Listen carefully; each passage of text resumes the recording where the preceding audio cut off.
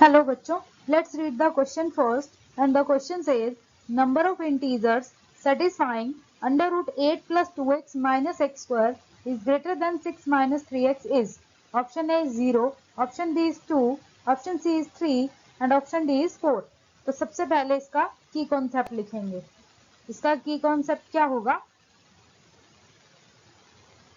की कॉन्सेप्ट है, सपोज आपके पास कोई नंबर है, सपोज हमने लिया कि जो आपके पास है अंडर रूट 6, ये अंडर रूट 6 आपका ऑलवेज ग्रेटर होगा -10 से, राइट। ये ऑलवेज ग्रेटर होगा क्योंकि ये एक पॉजिटिव नंबर है और ये एक नेगेटिव नंबर है, राइट। बट अगर हम इसकी स्क्वायरिंग करें तो स्क्वायरिंग करने पे हमारे पास अंडर रूट 6 का स्क्वायर 6 हो जाएगा और -10 का जो स्क्वायर है वो 100 हो जाएगा। तो उस केस में जो 6 है वो 100 से ग्रेटर नहीं होगा। इसका मतलब स्क्वायरिंग जो होती है वो हमेशा वैलिड नहीं होती।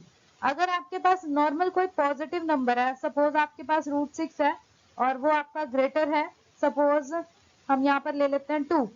अगर ये 2 से ग्रेटर है, अंडर रूट 6 है, ये ऑब्वियसली 2 से ग्रेटर होगा।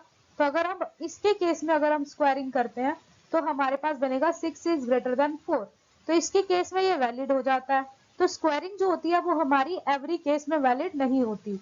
मतलब ये नेगेटिव के केस में हमारा अगर ए आपका ग्रेटर देन बी है और अगर आपका बी नेगेटिव है तो उस केस में जरूरी नहीं है कि आपका ए स्क्वायर ग्रेटर ही होगा बी स्क्वायर से, ऐसा कोई जरूरी नहीं है।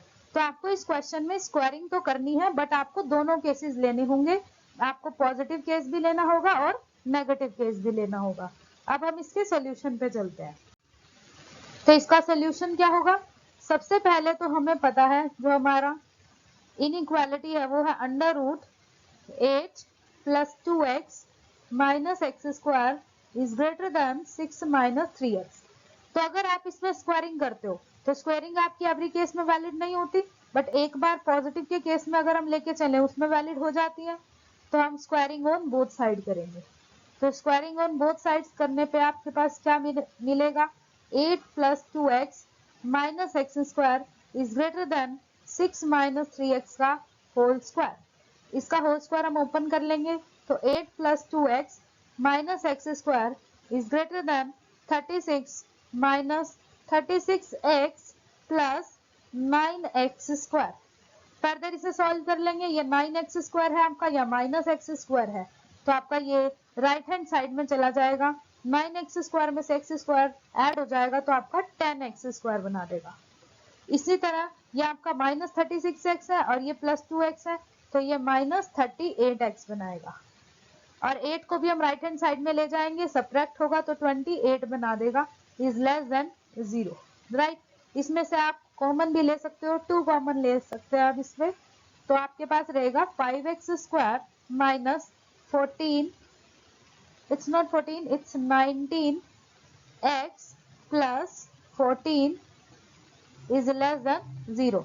सो 2 को हम राइट हैंड साइड में ले आएंगे, आपके पास रहेगा 5x square minus 19x plus 14 is less then 0। Further आप इसके फैक्टर बना सकते हो, तो स्प्लिटिंग मेथड से इसके फैक्टर बनाएंगे। ये आपका बनेगा 5x स्क्वायर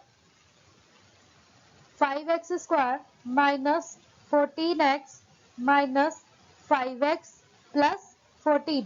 ये आपने स्प्लिटिंग मेथड से इसे ब्रेक किया। तो अब आपके पास बनेगा x कॉमन लेने पे यहाँ पर x स्क्वायर आपका x 5x माइनस 14, तो ये आपका बन जाएगा 5x माइनस 14। एंड नेक्स्ट वाले में से भी आप -1 को कॉमन लोगे तो आपका 5x माइनस 14 बनेगा। अब 5x माइनस 14 आपका दोनों में है तो आप कॉमन ले सकते हो। तो हमारे पास तो 2 फैक्टर्स आपके पास कौन कौन से बनेंगे? 5x माइनस 14 एंड दूसरा बनेगा x minus 1 is less then 0। तो यहाँ से हम देखेंगे कि वैल्यू आपकी लेस देन 0 कब होगी। उसके लिए आपका सबसे बेस्ट मेथड रहता है वेवी कर्व मेथड। तो एक रूट आपका 1 आएगा, यहाँ से एक 14/5 आएगा। यहाँ से आप ये वेव बनाते हुए चलते हो और आप पॉजिटिव से स्टार्ट करते हो, पॉजिटिव नेगेटिव पॉजिटिव। आपको लेस देन 0 वाला कॉन्सेप्ट देखना है, मतलब नेगेटिव वाला। तो इस केस में कहेंगे जो हमारा x है वो बिलोंग करेगा 1 से 14/5 के बीच में, राइट। एक कंडीशन आपकी ये अराइज होगी। सेकंड, हमें पता है कि स्क्वायर रूट के अंदर जो भी वैल्यू होती है, जो भी आपका x होता है, उस केस में x आपका always greater than equal to 0 होता है, अगर आपकी ये वैल्यू रियल है, राइट। इसका मतलब जो आपका क्वेश्चन है, उस क्वेश्चन में भी आपका रूट के अंदर जो वैल्यू है वो ग्रेटर देन इक्वल टू 0 होगी। So 8 + 2x minus x square is greater than equal to 0 होगा, राइट। फर्दर इसे आप सॉल्व कर लेंगे तो आपके पास बन जाएगा x square minus 2x minus 8 is less than equal to 0। तो इसे फर्दर स्प्लिटिंग मेथड से स्प्लिट करेंगे, x square minus 4x plus 2x minus 8 is less than equal to 0। इसके अगेन फैक्टर बनाएंगे तो x कॉमन लेके x माइनस 4 बनेगा, plus 2 common लिया तो x माइनस 4 अगेन।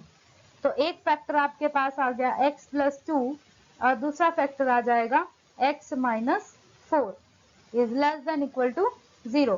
सो यहाँ से भी आप वही बेबी कम मेथड से देख सकते हो, एक आपके पास फैक्टर आ रहा है x प्लस 2, वहां से रूट आएगा माइनस 2, दूसरे से आएगा 4, बेबी कम मेथड लगाएंगे तो यहाँ से प्लस माइनस प्लस, आपको लेस देन इक्वल टू 0 देखना है, तो इसका मतलब इस केस में जो x है वो बिलोंग करेगा -2 से 4 के बीच में। यहाँ आप क्लोज ब्रैकेट लोगे क्योंकि इक्वल टू 0 भी हो सकता है, राइट। एंड थर्ड कंडीशन हमारे पास क्या था, जो स्क्वायरिंग थी वो हमारी नेगेटिव के केस में फॉलो नहीं हो रही थी, तो इसका मतलब जो हमारी राइट हैंड साइड थी 6 माइनस 3x वो नेगेटिव भी तो हो सकता है, तो लेस देन इक्वल टू 0 भी तो हो सकता है। उस केस में हमारी स्क्वायरिंग वैलिड नहीं थी, हम ऑलरेडी डिस्कस कर चुके हैं। तो -3x आपका लेस देन इक्वल टू -6 हो जाएगा, तो 3x आपका ग्रेटर देन इक्वल टू 6 होगा, मतलब x की वैल्यू आपकी ग्रेटर देन इक्वल टू 2 बनेगी। तो इन थ्री कंडीशन से आपने क्या देखा कि जो हमारा x है वो बिलोंग करेगा, फर्स्ट कंडीशन है 1 to 14/5, हमें इसे रिस्ट्रिक्ट करना होगा -2 to 4, इसका मतलब यूनियन -2 to 4 ये आपका क्लोज ब्रैकेट रहेगा, एंड x की वैल्यू 2 से ग्रेटर होनी चाहिए, राइट।